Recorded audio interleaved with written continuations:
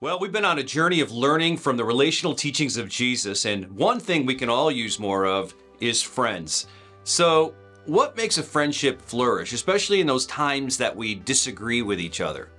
Well, one posture that we find in the life of Jesus is humility. It takes humility to grow a friendship. Paul writes to the church in Philippi where he says this: "Don't be selfish, don't try to impress others. Be humble, thinking of others as better than yourselves. Don't look out only for your own interests, but take an interest in others too. You must have the same attitude that Christ Jesus had." Healthy relationships include a healthy dose of humility. You want to have these deep and meaningful relationships. We all want these. In order for this to happen, we need to be others-centered rather than self-centered. And this is not our default mechanism, is it? But it was prioritized and modeled by Jesus himself. His whole reason for coming to this earth was to serve and to save others. So humility builds some great things within us, like a forgiving spirit. It tears down judgmentalism in our hearts. So when I think about a pride-filled or a judgmental heart, I think about someone whose story was recorded thousands of years ago, and his name is Naaman. Now, Naaman was a powerful general who commanded the armies of Aram. It's a neighboring country of Israel. And though Naaman was a mighty warrior and a great leader, he suffered from a illness which was really inevitably going to take his life. So as great and as resource-laden that Naaman was, his illness was bigger than him. He couldn't solve this problem on his own toughness, influence, or resources.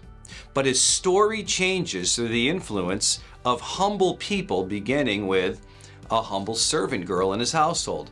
And she tells him that there's a prophet who can help him from her home country, Israel. And ultimately, Naaman is convinced to visit this prophet. And because he was so well-resourced, he brought all kinds of gifts to give to the prophet, basically saying, "Look, I'm willing to pay for this miracle. I'm not one to owe anybody." Well, when Naaman got to the prophet's house, the prophet Elijah didn't even come out to greet him. He sent out his humble servant instead. Well, the servant told him to go wash in the Jordan 7 times and he'd be healed. Well, believe it or not, this infuriated Naaman. Matter of fact, 2 Kings tells us, but Naaman became angry and stalked away. And then he said this: "I thought he would certainly come out to meet me," he said. "I expected him to wave his hand over the leprosy and call on the name of the Lord his God and to heal me." So Naaman turned and he went away in this rage. Now, first of all, there's so much to learn about ourselves here. Isn't it interesting how we put our expectations on God? And when God doesn't do things the way we think he should, we get angry. Anyone guilty of this? It's really our own form of judging even God. Well, his officer spoke to him and said, "Look, why are you so upset about this? What if he asked you to do something more challenging? Wouldn't you do it then?" It was their humility and their non-anxious spirits that helped convince Naaman to listen and to stay. And it was their cool heads that brought a greater perspective to that moment. They were good friends. Well, eventually Naaman, in his humility, agreed to do what Elisha's servant told him to do, and he was healed. So humility versus judgmentalism is found all throughout this story. And it's found all throughout our stories as well, if we were to be honest. So how can we proceed these days with a humble heart rather than a judgmental one? Well, here's a few things that might help. Maybe you can incorporate one or more of these next few statements with your friends. When you're in a conversation and things are not going well, maybe you can say this: "Tell me more."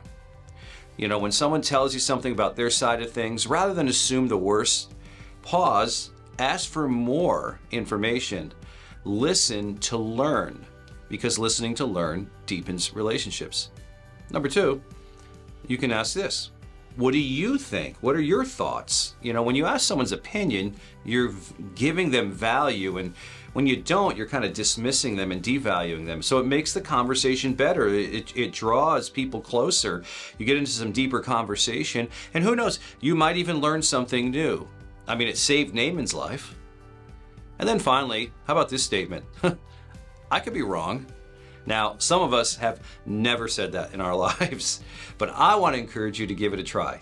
Oh, and before we end, want to take this to a whole next level? Imagine saying these statements to God.